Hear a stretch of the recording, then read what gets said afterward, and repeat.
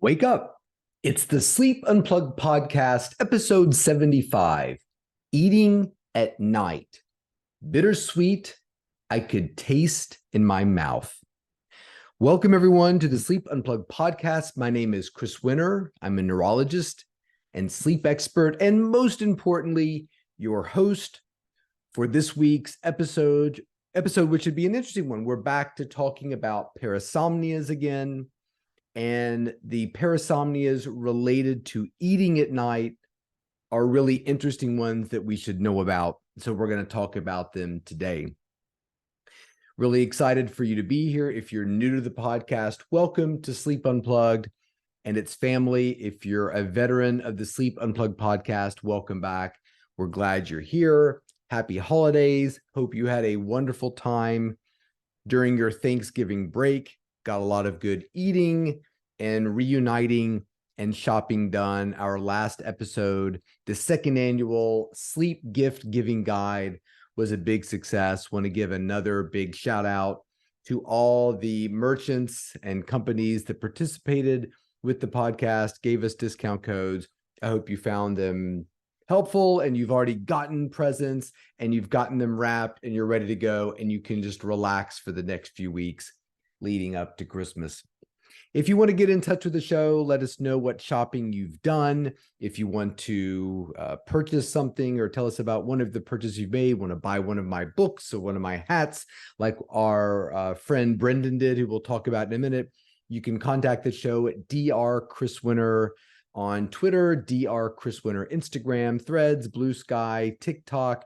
You can find us on our Sleep Unplugged YouTube page where we post the videos of all of our content. We hope you're enjoying the music that we talk about at the top of each show. You can find it on the Spotify playlist.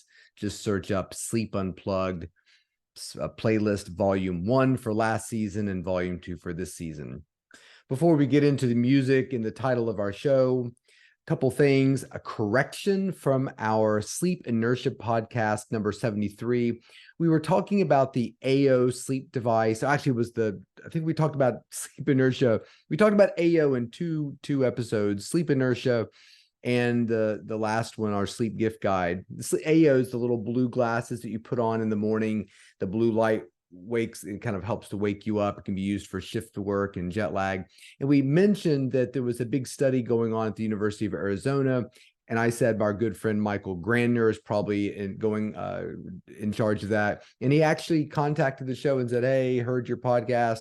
And actually, no, it's not me. It's actually Scott Kilgore. So I'll give a shout out to Scott Kilgore and the awesome research he's doing with the United States Navy and the AO device.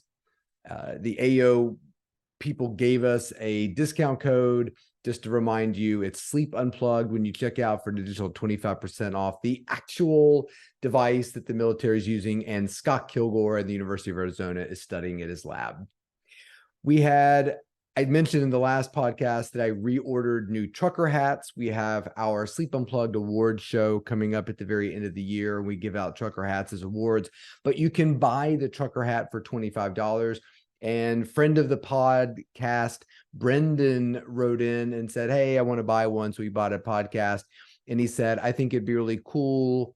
I'll read what he wrote. If you would add some awareness of children's sleep and charity groups during this holiday season. I thought that was a great idea. It might need to be part of something we do on a regular basis, or we mention a charity at the beginning of each podcast during the month of December. We'll have to think on this, but he mentioned 3 that seemed like they really were worthy of a shout out. So we want to shout out Brendan for buying the Sleep Unplugged hat. Appreciate your support of the podcast. He mentioned SHP beds. You can find them on Instagram at SHP beds. If you type that in, and that's Sleep in Heavenly Peace beds. They build beds for kids who have needs. And like Brendan said, they really are serious about building these beds with their own hands. So every kid has a great bed in which to sleep. There's a similar organization in Minnesota called My Very Own Bed, and you can find them on Instagram at My Very Own Bed. And if you pop that in there, it's a nonprofit organization of a group of people who feel like every kid should have their own bed so they can sleep well, dream, and find comfort in a place of their own. And I think that's really interesting, especially as we sort of lead into this conversation about sleep-related eating, about how we use the bed as a source of comfort, as a refuge, and sometimes when that goes awry, it can be very problematic.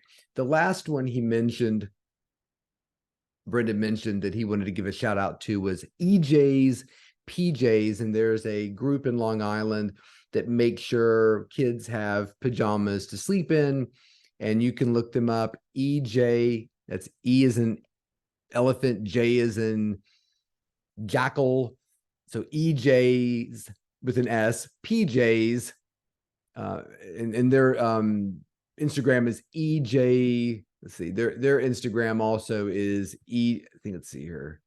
Sorry, EJ's PJ's Pajama Drive. So EJS PJS Pajama Drive. You can find them on Instagram. They're doing great things as well too. So thank you very much, Brendan. So to start a song or show off, we always talk about a song. This week's song was The Hardest Part, which was the fourth single off Coldplay's third album, XY, that was released. I think the album was released in end of 2005, beginning of 2006. The single released in April 2006. This was the fourth single off the album. One of my favorite Coldplay albums, and really completed a trilogy of albums: Parachutes, Cold Rush of Blood to the Head, and XY, which I think are pretty perfect. Let's Talk was on that album. And the other song that I really liked was Fix You, which was a song that Chris Martin wrote for his wife, Gwyneth Paltrow's father, who passed away. And I almost used a line from Fix You for our Sleep Inertia podcast we had in episode 73, When You Feel So Tired, Stuck in Reverse. I thought that was a really good line for our Sleep Inertia, but we went with the Shaky Graves I Can't Wake Up album title. So wonderful album. I really kind of fell off with Coldplay after their third album, but I think those first three albums are just perfect and so many great songs on there. So we'll put on their Hardest Part, as well as we'll throw Fix You on the Spotify playlist for the Sleep Unplugged music. So if you're following along, that's on volume 2, Sleep Unplugged. We'll add those two songs to the playlist. So let's get into eating at night, which is a really interesting phenomenon. It occurs in a lot of individuals. It's thought that about 1 to 5% of individuals out there have some problem with eating at night. And eating at night is sort of separated into two disorders when we talk about them as sleep-related professionals. There is what we refer to as nocturnal sleep-related eating disorder, NSRED. There is also night eating syndrome. And really, when we get into the distinctions of this too, which we will get into, we generally think of night eating syndrome being differentiated from nocturnal sleep-related eating disorder by consciousness, meaning that individuals who struggle with nocturnal sleep-related eating disorder are not aware that they're eating at night. Individuals with night eating syndrome are. So they have a conscious, they know what they're doing at night, versus the nocturnal sleep-related eating disorder individual waking up and being surprised that there's food out in the kitchen and not having any awareness that they consumed it.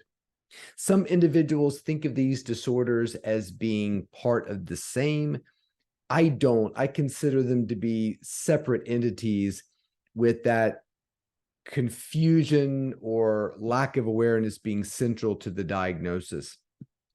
I think of nocturnal sleep-related eating disorder as being a bit more of a parasomnia. I think of night eating syndrome as being a bit more of an eating disorder, but there's certainly elements of parasomnia, eating disorder, sleep disturbance, there's sort of a mixture of all of those things within these two concepts. And when you look at individuals who are struggling with these disorders, you often see a significant amount of weight gain. And in the case of nocturnal sleep-related eating disorder, it's the weight gain that is often the clue that something's going on, especially if that individual lives by themselves. There is a degree of insomnia that often goes along with the disorder, and to some degree, shame and embarrassment that highlights both of these types of things. And when you look at these disorders, there's often a much higher prevalence of eating disorders within these two groups. So if you look at a population that do not have eating disorders, there was a study that looked at those individuals compared to individuals who are in outpatient treatment for eating disorders and inpatient or hospitalized patients who are being treated for eating disorders, sort of a bit more serious. 4% prevalence in the non-eating disorder group, 8% in the outpatient eating disorder group, 16% in the inpatient eating disorder group. So there seemed to be a relationship in that study between eating disorders and these sleep disorders. We'll start with nocturnal sleep-related eating disorder, NSRED. The first case was reported, I think, back in the mid-50s, but it was really two researchers from Minnesota that really put this disorder on the map, and that was Carlos Schenk and Mark Maywald, both from Minnesota. Huge in the field, got the Bill DeMint Sleep Research Award in 2007 for being real pioneers in the field. Unfortunately, Mark Maywald passed away from complications related to a stroke back in 2020, I believe. But Carlos Schenk is still going strong. In fact, I heard him speak at the Virginia Sleep Society, Virginia Academy of Sleep Medicine meeting not too long ago, and was just delightful in a world of knowledge. So when you look at these individuals, again, the sleep-related nocturnal eating disorder, people are completely unaware of what they're doing when it comes to these disorders. And when you look at what they're eating, there's often a distinction in terms of the content and way they eat between these individuals and the night eating syndrome. These individuals are eating aggressively. They're eating high caloric types of foods. They are messy and often dangerous with eating them. In other words, are heating up coffee and scooping it out of the pot with their hands and trying to drink it, and burning their hands or burning their mouth. They can sometimes eat items that are not prepared properly. They can sometimes eat items that are not even food items. The classic cigarette sandwich, putting cigarettes between two loaves of bread and eating them, or cooking chocolate. Somebody's gotten into the cooking chocolate and, put it in some, rolled it in some flour and just ate it. And often there's a tremendous mess that's left behind. In fact, one patient was accusing her family of making a mess in the kitchen, when later on she saw, staining on her bedclothes, and realized she was the one that was actually getting up and eating that, even though she had absolutely no recollection whatsoever. Toxic items, non-edible items, anything can really be up for grabs. And often this relates, not only to weight gain, but also some degree of injury or danger that can go along with eating these items. When you compare these individuals to night eating syndrome, once again, there is an awareness of the eating. So there's often not this kind of behavior that's going along with it. That individual got up, consciously made a big sandwich. I'm thinking about that because I have a patient who eats sort of a hoagie kind of hero sandwich every night, cleans up and goes to bed, and absolutely has to have that sandwich in order to go back to sleep, or so he thinks. So not only is there consciousness, unconsciousness, but really the chaos, danger, disorder, dysfunctional eating of the nocturnal sleep-related eating disorder distinguishes it from the night eating syndrome. So when you think about diagnosis, In neither of these studies is a sleep study necessary, but it can sometimes be helpful in terms of determining, what might be going on. So when we think about the diagnostic criteria for nocturnal sleep-related eating disorder, there are 4 criteria. All 4 must be met. And the first one is recurrent episodes of dysfunctional eating that occur at night. That's sort of a hallmark of the disorder. Number 2, or B, it's ABC. B is actually divided into 2, where you have to have at least of one of the following associated conditions. One is you're consumption of peculiar forms or combinations of food.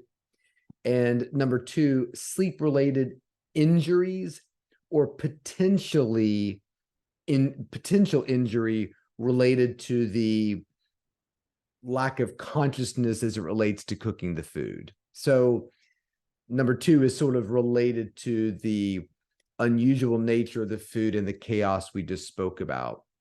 C is the lack of consciousness or awareness, which is extremely important.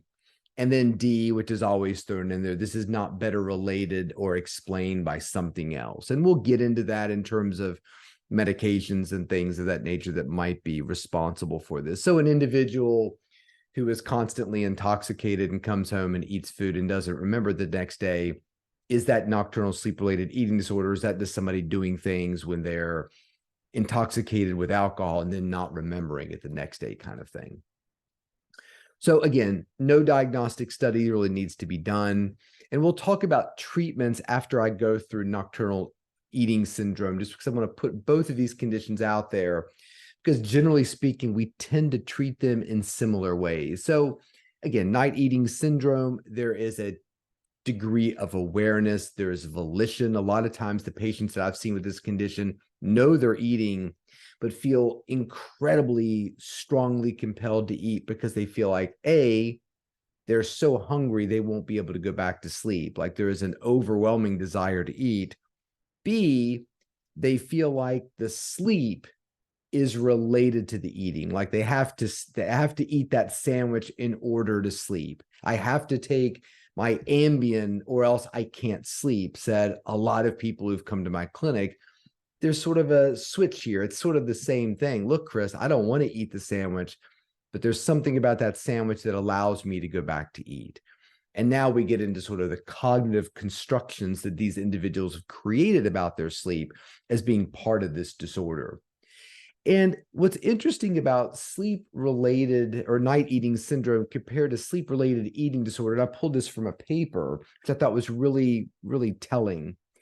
Quote, sleep-related awakenings are the cardinal feature of sleep-related eating disorder, where a shift in caloric consumption to nighttime seems to be the cardinal feature of nocturnal eating syndrome, meaning that in sleep-related eating disorder, these individuals are suddenly awakening, eating and going back to sleep, and having this sort of parasomnia-like phenomenon happening out of the abnormal awakening from deep sleep.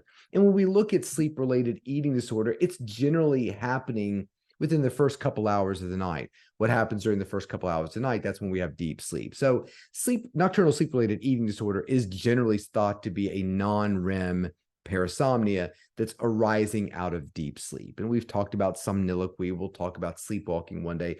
All these things tend to be abnormal awakenings out of deep sleep, where really the nocturnal eating syndrome is an individual who is just hungry and is motivated to eat at night. And as this author writes, there's a shift in their caloric consumption to being at night. I've actually seen what I would consider to be night eating syndrome in a woman. She had a child. She would get up to nurse the child once or twice a night. And while the child was nursing, she would eat. And when the child stopped waking up to nurse, she was still waking up to eat and felt like she was struggling to get outside of that, get away from that. So that can be kind of part of that as well, too. So the diagnostic sort of criteria for night eating syndrome is a little different in the sense that when you're looking at the diagnostic criteria, it's at least 25% of the daily food consumed is happening during a nocturnal period. So that sort of was a proposed sort of diagnostic criteria where you're getting a quarter of your eating is happening at night. At least 2 eating episodes per week happen upon awakening during the night. And other criteria that are thrown in there, there is a lack of desire to eat in the morning or an anorexia, which you often see based upon the consumption of food at night. This can also be seen in nocturnal sleep-related eating disorder, presence of a strong urge to eat between dinner and bedtime. Sleep onset and sleep maintenance insomnia are often sort of part of that. Mood is frequently depressed. There's a belief that in order for that individual, they have to eat in order to get to sleep. There is awareness of the eating. The disorder is associated with a lot of distress. So if the person says, yeah, sometimes I wake up and have a bite of an apple, I don't really care. I'm not gaining weight. It doesn't really bother me. The distress is sort of thought to be a necessary component of the diagnosis. And again, it's not being better explained or secondary to some other condition. So the pathophysiology of sleep-related eating disorders are interesting, and there's a lot of theories about these things, many of which or all of which could be true. The idea that this is a non-REM parasomnia, I think that makes a lot more sense for the sleep-related eating disorder, less so with nocturnal eating syndrome. But I do think, yes, like sleepwalking, like sleep talking, like sleep sexomnia we were talking about, these are just abnormal behaviors associated with an abnormal awakening out of deep sleep. Some people think it's a disruption of our circadian rhythm, which is telling us when we should eat and when we shouldn't eat, that we're getting circadian cues to eat at night when we shouldn't be getting it.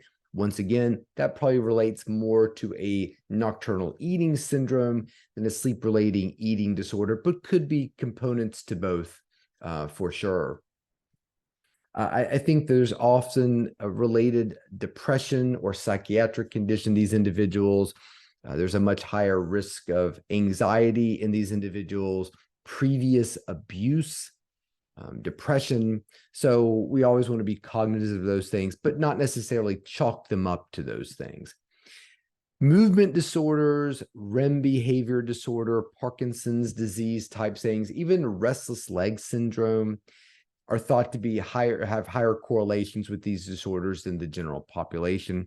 Somebody even coined the phrase restless eating, in the sense that when you have restless leg syndrome, there's often an associated eating disorder, which is why one of the treatments we'll talk about in a minute was actually a treatment for restless leg to see how it would do in terms of treating these disorders. Finally, a genetic is a big component. So just like sleep talking tends to run in families, so too could sleep-related eating. And finally, medications are really the first things that I ask about in sleep-related eating disorders. Are you taking sedatives? Are you taking hypnotics?